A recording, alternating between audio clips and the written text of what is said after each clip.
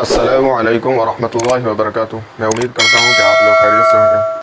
آج ہم مزاج اعمار پڑھنے جا رہے ہیں، جس کو ٹیمپرامنٹ آف ایجز کہتے ہیں۔ یہ ہر کائنات میں جو ہر انسان پائے جاتے ہیں، اس کے ہر الگ الگ ایجز میں مزاج کس طرح کے ہوتے ہیں، اسی کو یہاں بیان کیا گیا ہے۔ دیکھتے ہیں کہ کیا کہہ رہا ہے یہ مختلف عمروں کا مزاج۔ کائنات میں جتنے بھی انسان ہیں، سب کا اپنا اپنا مزاج ہوتا ہے، اور وہ ان کے لیے صحیح اور مناسب ہوتا ہے۔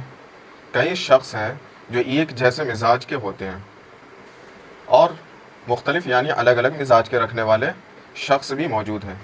تو کچھ شخص ہیں جن کے مزاج جو ہے وہ ایک طرح سے ہوتے ہیں، اور کچھ شخص ایسے بھی ہیں جن کے مزاج الگ الگ بھی ہوتے ہیں، لیکن پھر بھی ان کا مزاج جو ہے معتدل ہوتا ہے، لیکن برابر ہوتا ہے۔ معتدل مطلب ایک جیسا ہی ایکویلبریم کنڈیشن میں ہوتا ہے، ایک برابر ہی ہوتا ہے، کیونکہ دونوں طرح کے شخصوں کا مزاج ان کے لیے صحیح اور مناسب ہوتا ہے۔ ان کے مزاجوں میں اختلاف کی کئی وجہ ہوتے ہیں، جس میں عمر بھی ایک وجہ ہے۔ اسی لحاظ سے حکمہ نے انسان کی پیدائش سے مرنے تک کی جو مدت ہے، اس کو 4 قسموں میں بانٹا گیا ہے۔ اب ہم یہ پہلا قسم پڑھنے جا رہے ہیں، سن نمو، پیدائش کا زمانہ۔ حکمہ کے مطابق عمر کا یہ حصہ نشو و نما کا ہوتا ہے، مطلب یہ نشو و نما مطلب گروتھ کرنے کا وقت ہوتا ہے، یہ عمر ہوتا ہے، جس کی مدت جو ہے وہ پیدائش سے شروع ہوتی ہے اور 30 سال تک کی ہوتی ہے۔ اس مدت میں مزاج حار رطب ہوتا ہے، جس کی وجہ نشو و نما ہوتی ہے۔ جسم کے ہر اعضاء کو اپنی طبعی جسامت میں آنے کے لیے تغذیہ مطلب صحیح اسٹرکچر ہے، جسامت مطلب صحیح اسٹرکچر، صحیح گروتھ کے لیے تغذیہ مطلب نیوٹریشن کی ضرورت اور نرمی کی ضرورت ہوتی ہے۔ اگر سخت ہو اور نیوٹریشن نہ ملے تو گروتھ میں کمی آ جائے گی، اسی لیے ضروری ہے اس کے لیے صحیح ساخت کے لیے، صحیح گروتھ ہونے کے لیے تغذیہ مطلب نیوٹریشن کی ضرورت ہوتی ہے اور نرمی کی ضرورت ہوتی ہے۔ تغذیہ وہ خون سے ملتا ہے، نیوٹریشن جو ہے وہ ہمیں بلڈ سے ملتا ہے، جس کا مزاج حار ہوتا ہے۔ بلڈ کا مزاج جو ہے، خون کا مزاج وہ حار ہوتا ہے، جو کہ اس عمر میں تیزی سے گردش کرتا ہے، صحیح سرکولیشن ہوتا ہے، اور اعضاء کو بڑھنے کے لیے، گروتھ کرنے کے لیے رطوبت کی ضرورت ہوتی ہے۔ اگر اعضاء میں نرمی نہیں ہوگی تو وہ اپنی جسامت میں بڑھ نہیں پائے گی، مطلب جو گروتھ ہونا تھا وہ نہیں کر پائے گا۔ عمر کے اس حصے میں جسم کا BMR مطلب بیسل میٹابولک ریٹ جو ہے یہ بھی بڑھا ہوا ہوتا ہے۔ دوسرا قسم جو ہے وہ سن شباب کا، جوانی کا زمانہ۔ حکمہ کے نزدیک سن نمو کے بعد میں یہ دوسرا درجہ ہے، جو کہ 30 سال سے شروع ہوتا ہے اور 40 سال تک رہتا ہے۔ اس مدت میں مزاج جو ہے وہ حار یابس ہوتا ہے۔ 30 سے 40 سال کی عمر میں مزاج جو ہے وہ حار یابس ہوتا ہے، جس کی وجہ یہ ہے کہ اعضاء کی جو نشو و نما ہے وہ مکمل ہو جاتی ہے، جو گروتھ ہونا تھا وہ ہو چکا ہوتا ہے، اس کے بعد رک جاتے ہیں اور ان میں سختی آنے لگتی ہے۔ اس لیے رطوبت بہت کم ہو جاتی ہے اور جسم میں پانی بچوں سے کم ہو جاتی ہے، بچوں کے بنسبت جو سن نمو میں تھا اس سے کم ہو جاتی ہے، اور یبوست آنے لگتی ہے، اور BMR جو ہے وہ بوڑھوں کے مقابلے زیادہ ہوتی ہے، لیکن جو سن نمو تھا اس کے بنسبت کم ہوتی ہے۔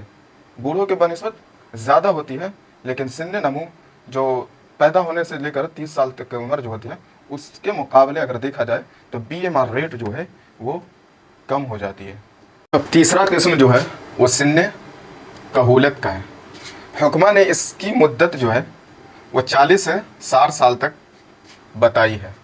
اس میں مزاج جو ہے وہ بارد اور یابس ہوتا ہے، بارد یابس ہوتا ہے، جس کی وجہ یہ ہے کہ اس عمر میں حرارت بہت کم ہو جاتی ہے اور رطوبت کی کمی ہونے لگتی ہے، جس کی وجہ سے یبوست کا غلبہ ہونے لگتا ہے۔ مطلب یبوست، خشکی جو ہے، ڈرائنس جو ہے وہ بڑھنے لگتی ہے، بڑھ جاتی ہے، اور اعضاء میں سختی آنے لگتی ہے، اور BMR جو ہے بیسل میٹابولک ریٹ جو ہے وہ کم ہو جاتا ہے۔ چوتھا جو ہے وہ سن شخوکت ہے۔ عمر کے اس درجہ کی مدت میں حکمہ کے نزدیک جو ہے وہ 60 سے لے کر مرنے تک کی ہوتی ہے۔ اس مدت میں بھی مزاج جو ہے وہ بارد یابس ہوتا ہے، لیکن جسم میں ایک غیر طبیعی رطوبت جمع ہونے لگتی ہے، جس کی وجہ سے اعضاء ڈھیلے نظر آنے لگتے ہیں. مطلب چمڑی جو جلد جو ہے وہ مسل سے چھوڑنے لگتی ہے، ہڈی سے بون سے چھوٹنے لگتی ہے، ڈھیلا پن نظر آنے لگتا ہے، اور ان کے افعال بھی مطلب فنکشن بھی بہت سست ہو جاتے ہیں، کوئی بھی کام کرنا بہت مشکل ہو جاتا ہے اس سن شخوقت میں. اس کی عمر جو ہے وہ 60 سال سے لے کر مرنے تک کی ہوتی ہے. اسباب ستہ ضروریہ، یہ وہ اسباب ہے جو بدن انسان کے لیے ضروری ہوتا ہے. جو پہلا جو ہے وہ ہوا ہے. گرم ممالک میں رہنے والے لوگوں کا مزاج بھی گرم ہوتا ہے کیونکہ وہاں کی ہوا بھی گرم ہوتی ہے، اور معتدل علاقوں میں رہنے والے لوگوں کا مزاج معتدل ہوتا ہے. دوسرا جو ہے وہ ماکول و مشروبات ہے. گرم کھانے اور پینے کی چیزیں اگر زیادہ استعمال کی جائے تو جسم میں حرارت کا غلبہ ہونے سے مزاج بھی گرم ہو جاتا ہے.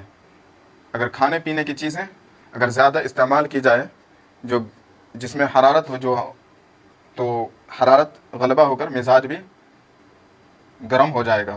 اور اگر ٹھنڈی غذا زیادہ استعمال کی جائے تو مزاج بھی کیا ہو جائے گا، سردی پیدا ہو جاتی ہے. اور تیسرا جو ہے وہ حرکت سکون بدنی ہے. جسم میں حرکت سکون کا صحیح تناسب ہونا بہت ضروری ہے. اگر زیادہ محنت کی جائے تو جسم میں حرارت اور یبوست آنے لگتی ہے اور مزاج بھی حار یابس ہو جاتا ہے. اسی طرح جسم کو بہت زیادہ سکون دیا جائے تو رطوبت بڑھنے لگتی ہے اور مزاج میں برودت پیدا ہو جاتی ہے. اب اسباب ستہ ضروریہ کے جو چوتھے قسموں کو پڑھتے ہیں. حرکت و سکون نفسانی، نفس کا تعلق دماغ سے ہوتا ہے. جس طرح جسم کو حرکت و سکون چاہیے اسی طرح نفس کو بھی چاہیے. اس میں مزاج میں تبدیلی کی وجہ انفعالات نفسانیہ ہوتے ہیں. انفعالات نفسانیہ اس کو کہتے ہیں جو انسانی دماغ میں پیدا ہونے والے جذبات کو انفعالات نفسانیہ کہتے ہیں. جیسے زیادہ غصہ کرنا، غصہ آنا، غم آنا، یا پھر خوشی محسوس ہونا. اس طرح کوئی یا ڈر جانا، کوئی غم یا کسی طرح کوئی خوشی حاصل ہو تو بھی مزاج میں تبدیلی آتی ہے اور حرارت بڑھ جاتی ہے. نوم و یقظہ، دن اور رات سونے اور جاگنے کے لیے ہوتے ہیں. اگر دن کے علاوہ رات میں بھی جاگا جائے یا رات کے علاوہ دن میں سویا جائے تو مزاج میں بہت بدلاؤ آ جاتا ہے. زیادہ سونے سے جسم میں رطوبت کا غلبہ اور برودت پیدا ہوتی ہے، اور جاگنے سے جسم میں حرارت کا غلبہ اور یبوست پیدا ہوتی ہے. چھٹا جو ہے وہ احتباس و استفراغ ہے. جسم میں ضروری چیزوں کا برقرار رہنا اور فاسد مادوں کا خارج ہونا ضروری ہے. اسی طرح میری ویڈیو اگر اچھی لگی ہو تو آپ میرے چینل کو سبسکرائب کر دیں اور لائک کر دیں. چلیے پھر ملتے ہیں. اللہ حافظ.